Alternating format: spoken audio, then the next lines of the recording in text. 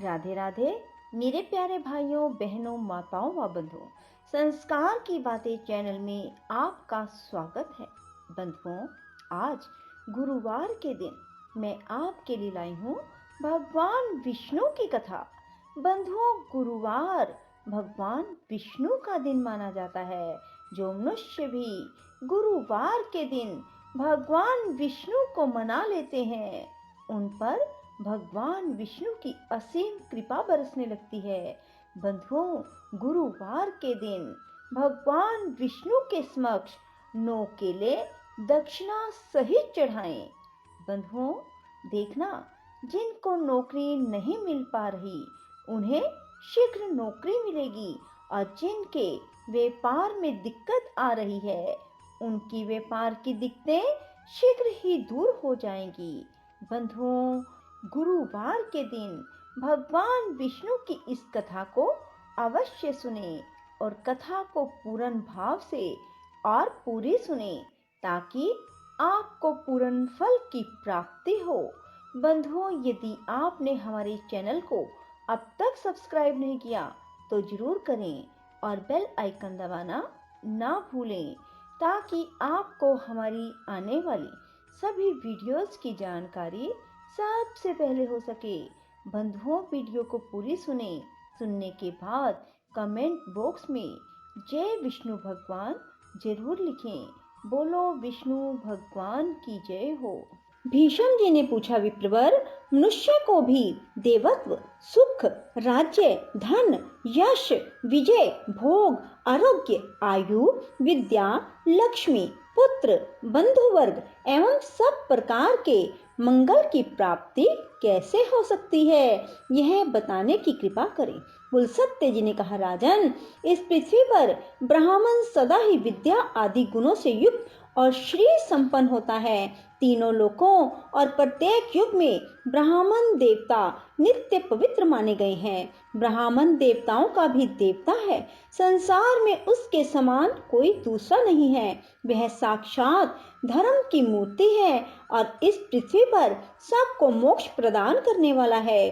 ब्राह्मण सब लोगों का गुरु, पूज्य और तीर्थ स्वरूप मनुष्य है। ब्रह्मा जी ने उसे सब देवताओं का आश्रय बताया है। पूर्व काल में नारद जी ने इसी विषय को ब्रह्मा जी से इस प्रकार पूछा था, ब्राह्मण किसकी पूजा करने पर भगवान लक्ष्मीपति प्रसन्न होते हैं? ब्रह्मा जी बोले, जिस पर ब्राह्मण प्रसन्न होते हैं उस पर भगवान विष्णु भी प्रसन्न हो जाते हैं। अतः ब्राह्मण की सेवा करने वाला मनुष्य पर ब्रह्म परमात्मा को प्राप्त होता है। ब्राह्मण के शरीर में सदा ही श्री विष्णु का निवास है, जो दान, मान और सेवा आदि के द्वारा प्रतिदिन ब्राह्मणों की पूजा करता है। उसके द्वारा मानो शास्त्रीय विधि के अनुसार उत्तम दक्षिणा से युक्त 100 यज्ञों का अनुष्ठान हो जाता है। जिसके घर पर आया हुआ विद्वान ब्राह्मण निराश नहीं लौटता, उसके संपूर्ण पापों का नाश हो जाता है। वह अक्षय स्वर्ग को प्राप्त होता है। पवित्र देश काल में सुपात्र ब्राह्मण को जो धन दान किया जाता है उसे अक्षय जानना चाहिए। वह जन्म जन्मांतरों में भी फल देता रहता है। ब्राह्मणों की पूजा करने वाला मनुष्य कभी दरिद्र, दुखी और रोगी नहीं होता। जिस घर के आंगन में ब्राह्मणों की चरण धूलि पड़ने से पवित्र एवं शुद्ध होते रहते हैं, वे पुण्य क्षेत्र के समान हैं। उन्हें यज्ञ कर्म के लिए श्रेष्ठ माना गया है। पूर्व काल में ब्रह्मा जी के मुख से पहले ब्राह्मण का प्रादुर्भाव हुआ, फिर उसी मुख से जगत की सृष्टि और पालन के हेतुभूत वेद प्रकट हुए। विधाता ने समस्त लोकों की पूजा ग्रहण करने के लिए, समस्त यज्ञों के अनुष्ठान के लिए ब्राह्मण के ही मुख में वेदों को समर्पित किया।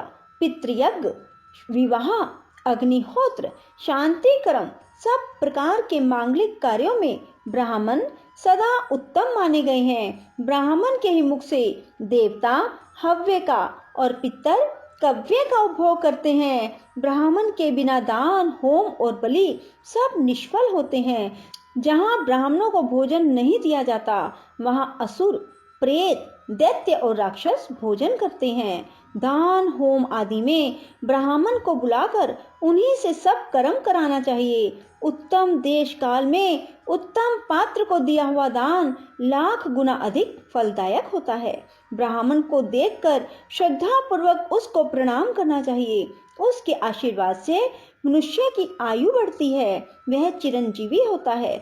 ब्राह्मण को देखकर उसे प्रणाम न करने से, ब्राह्मण के साथ द्वेष रखने से, उसके प्रति अश्रद्धा करने से मनुष्यों की आयु क्षीण हो जाती है। उनके धन ऐश्वर्य का नाश होता है, परलोक में उनकी दुर्गति होती है।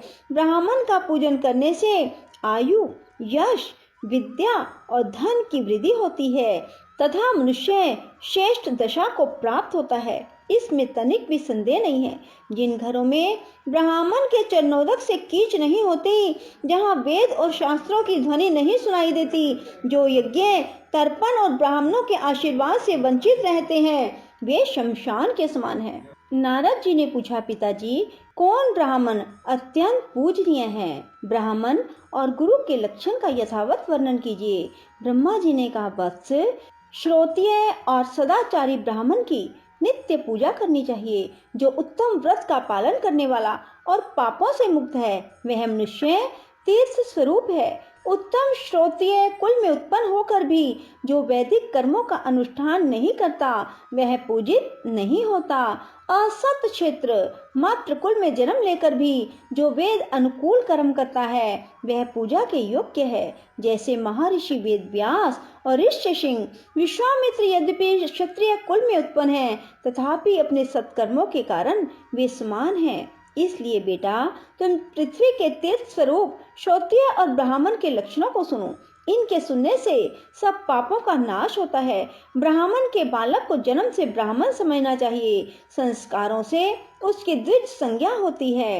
विद्या पढ़ने से वह विप्र नाम धारण करता है। इस प्रकार जन्म, संस्कार और विद्या, इन तीनों से युक्त होना क्षत्रिय का लक्षण है। जो विद्या, मंत्र, वेदों से शुद्ध होकर तीर्थ स्नान आदि के कारण भी पवित्र हो गया है, वह ब्राह्मण परम पूजनीय माना गया है। जो सदा भगवान श्री नारायण में भक्ति रखता है, जिसका अंतःकरण शुद्ध है, जिसने अपनी इंद्रियों और क्रोध को जीत लिया है, जो सब लोगों के प्रति समान भाव रखता है, जिसके हृदय में गुरु, देवता, अतिथि के प्रति भक्ति है, जो माता पिता की सेवा में लगा रहता है, जिसका मन प्राय स्त्री में कभी सुख का अनुभव नहीं करता, जो सदा पुराणों की कथा कहता है और धार्मिक उपाख्यानों का प्रसार करता है, उस ब्राह्मण के दर्शन से प्रतिदिन अश्वमेध आदि यज्ञों का फल प्राप्त होता है। जो प्रतिदिन स्नान, ब्राह्मणों का पूजन, नाना प्रकार के व्रतों का अनुष्ठान करने से पवित्र हो गया है, जो गंगा जी के जल का सेवन करता है, उसके साथ वार्तालाप करने से ही उत्तम गति की प्राप्ति होती है। जो शत्रु और मित्र दोनों के प्रति दया भाव रखता है, सब लोगों के साथ समता का बर्ताव करता है, दूसरे का धन जंगल में पड़ा हुआ तिनका भी नहीं चुराता, काम और क्रोध आदि दोषों से मुक्त है, जो इंद्रियों के वश में नहीं होता, यजुर्वेद में वर्णित चतुर्वेदमयी शुद्ध 24 अक्षरों से युक्त त्रिपदा गायत्री का प्रतिदिन जप करता है, उसके भेदों को जानता है, वह ब्रह्म पद को प्राप्त होता है। पिताजी, गायत्री का क्या लक्षण है? उसके प्रत्येक अक्षर में कौन सा गुण है? उसकी कुक्षी, चरण, गोत्र का क्या निर्णय है? इस बात को स्पष्ट रूप से बताइए। ब्रह्मा जी बोले, वत्स, गायत्री मंत्र का छंद गायत्री और देवता सविता निश्चित किए गए हैं। गायत्री देवी का वर्ण शुक्ल, मुख अग्नि और ऋषि विश्वामित्र है। ब्रह्मा जी उनके मस्तक स्थानीय है, उनकी शिखा रुद्र और हृदय श्री विष्णु है। उनका उपनयन कर्म में विनियोग होता है। गायत्री देवी सांख्यायन गोत्र में उत्पन्न हुई है। तीनों लोक उनके 3 चरण हैं। पृथ्वी उनके उदर में स्थित है।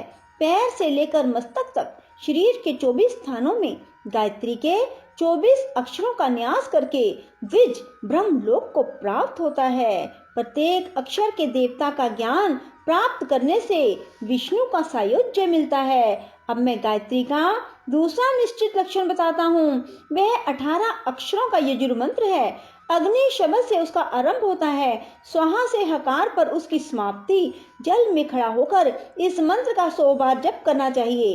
इससे करोड़ों पातक और उपपातक नष्ट हो जाते हैं। जप करने वाला पुरुष ब्रह्म हत्या आदि पापों से मुक्त होकर मेरे लोक को प्राप्त होता है। बोलो विष्णु भगवान की जय हो। राधे राधे, जय श्री कृष्णा। बंधुओं, यदि आपको हमारी वीडियो पसंद आए तो इसे लाइक करें और शेयर भी जरूर करें। धन्यवाद।